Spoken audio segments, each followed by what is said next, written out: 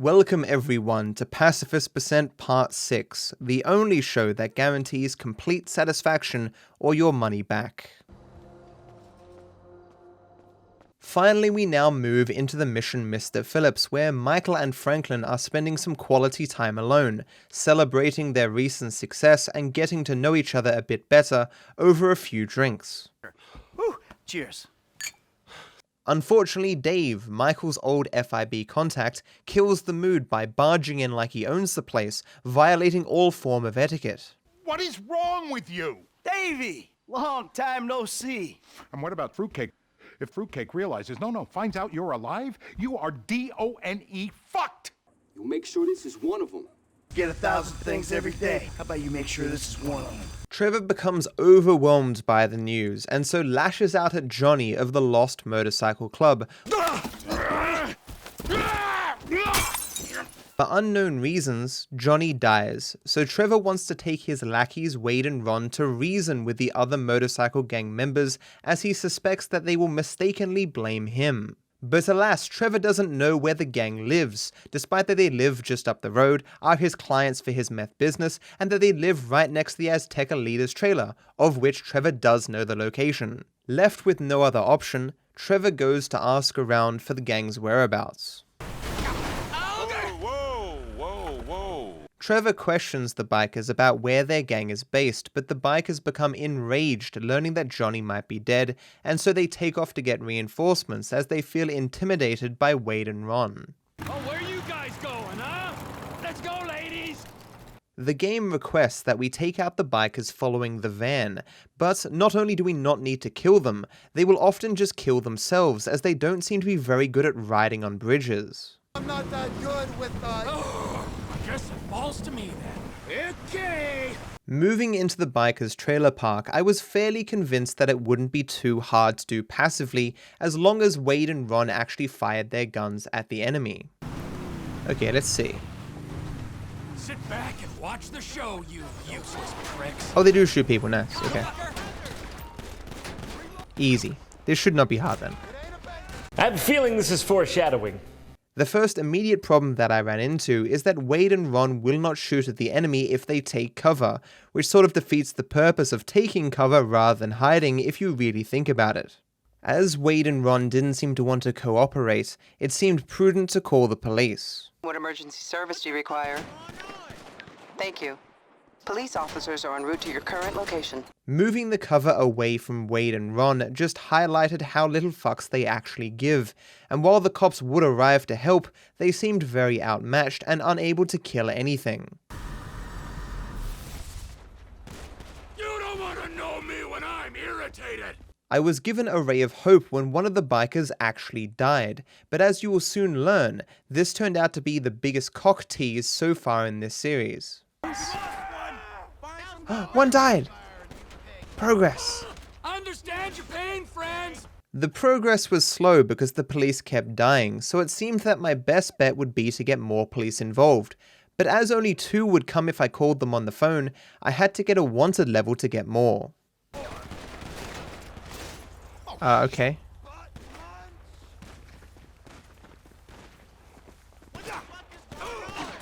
Understand your pain, friends! Are you for real? Offer a way out.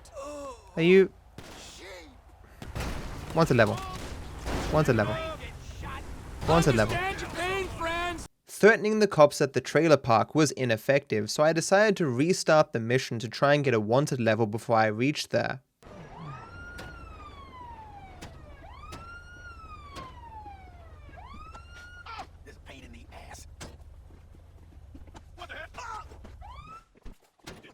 Frustrated, I restarted again to get a wanted level even earlier, and while I could do so, the game wouldn't let me progress.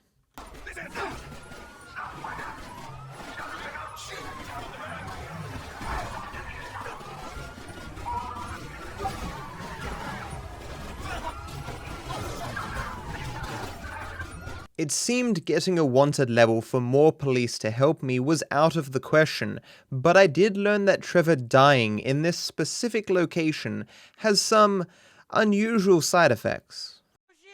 Now, we gotta speak to Johnny's recently bereaved brothers. I lost the duplicate Wade getting to the first cutscene, but I managed to hold on to the duplicate Ron until the small momentum at the end of the cutscene caused me to run him over. Alright, we follow the van back to the rest of them. Then the Lost MC are out of this region for good. Are we still after him? Restarting and getting some more clones, the duplicate Wade did manage to survive through the first cutscene when I skipped through it immediately. Alright, we follow the van back to the rest of them. Then the Lost MC are out of this region for good.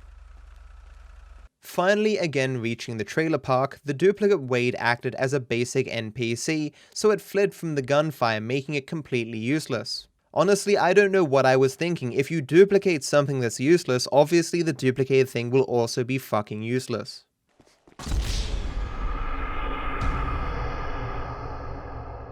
So I returned to the more mundane strategies, relying on the original useless Ron and Wade, as well as the two flimsy cops I could call with my phone. Thankfully, at the very least, Ron and Wade got an upgrade from useless to almost useless when I spooked them with my car, for at least they would start firing their weapons again. Step right up! Step right up! Wade and Ron would land endless hits, but they seemed to have no effect until they managed to kill exactly one biker. Sound familiar? Okay. They got one! Oh my god. It's important to note that Wade and Ron do not like moving. They will always recall back to wherever the car was when I first triggered the enemies to spawn. Whenever I respawn, it's this specific location because that is where the car spawns, but if I restart the mission entirely, I can arrive at the trailer park from a different entry, meaning Wade and Ron will have a different recall point. It doesn't matter how you move them, they will always run back to their recall point.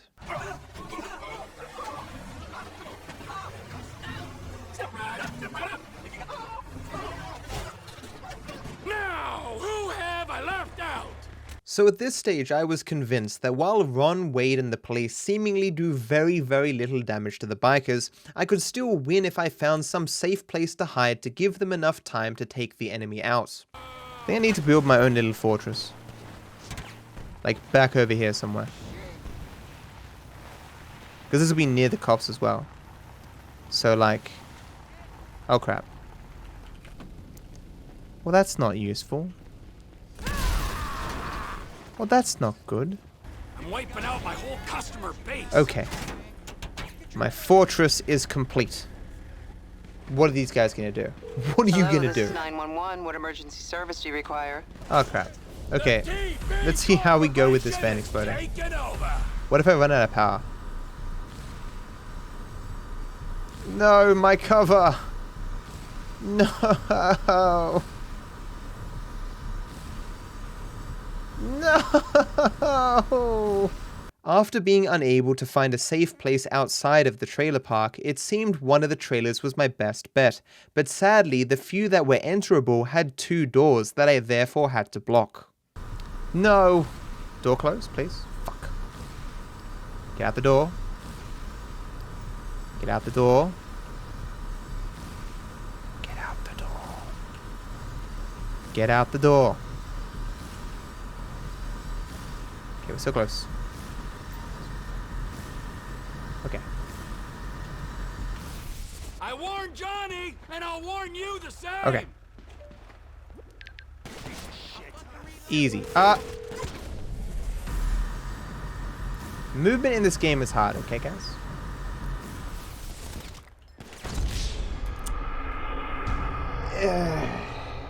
After spending a considerable amount of time watching Ron, Wade and the police attack the bikers, I became convinced that no amount of waiting would work as they seemed scripted to only be able to kill one biker. My only hope therefore was to get them to act outside of their scripted behavior.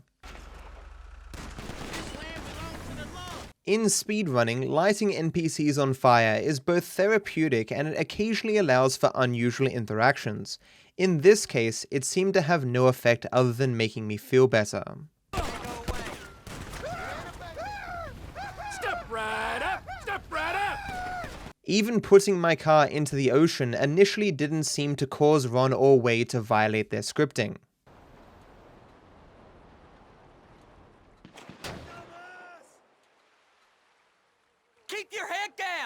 However, knocking them over would cause them to act outside of their intended programming, but they would sadly just default back to being regular NPCs, and so would flee the gunfire.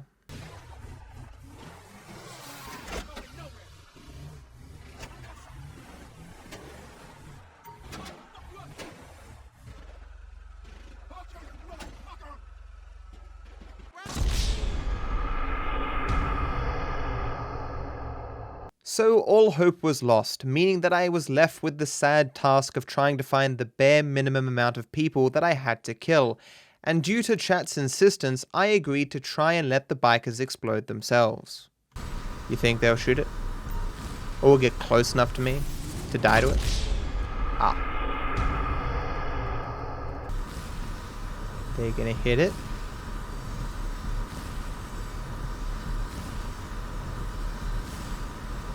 Oh, it's health. Nice.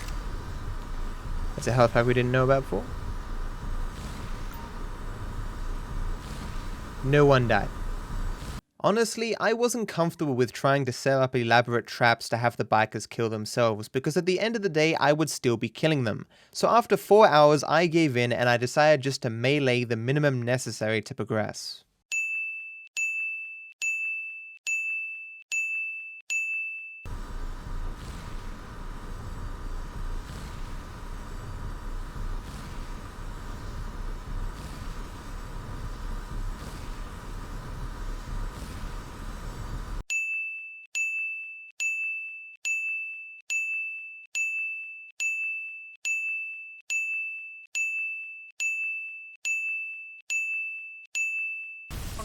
Oh man, you're kidding me! Let's have some fun! With that oh so satisfying yet oh so depressing event out of the way, we go to meet Ortega, the leader of the rival Azteca gang.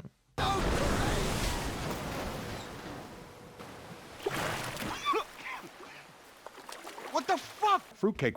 Recent events aside, as a pacifist, I had no interest in threatening Ortega with my weapon. Just do it! You ain't gonna hold it together. I settled on just staring at him, and surprisingly the game let me leave. You sure you want to do this? I think he gets the message. Let's go. And so that ends the mission Mr. Phillips, where we unfortunately had to kill 20 guys with melee. I know some of you may not be satisfied by this ending, but going back afterwards and using mods to make myself invulnerable, I can confirm that the bikers Ron and Wade cannot kill each other. I left it for 2 hours and nothing changed. If you want to know what happens to Ortega after you spare him, he simply defaults to a basic NPC and thus runs randomly around the map. The only other interesting thing in this mission is that these poles, it turns out, aren't solid for some reason. The fuck?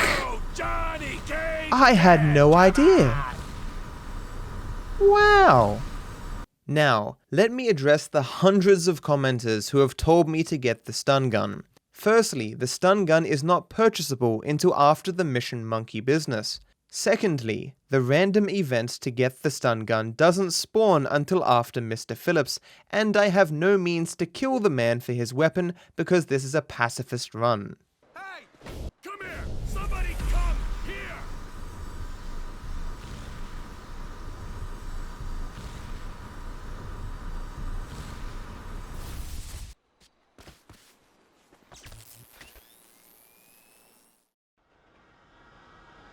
Oh, not this again.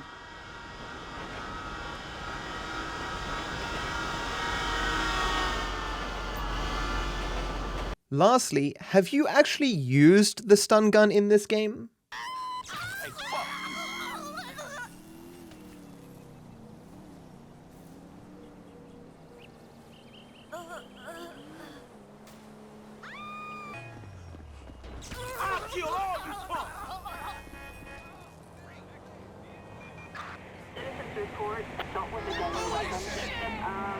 Maybe a huge mess? Hello? Who wants some now?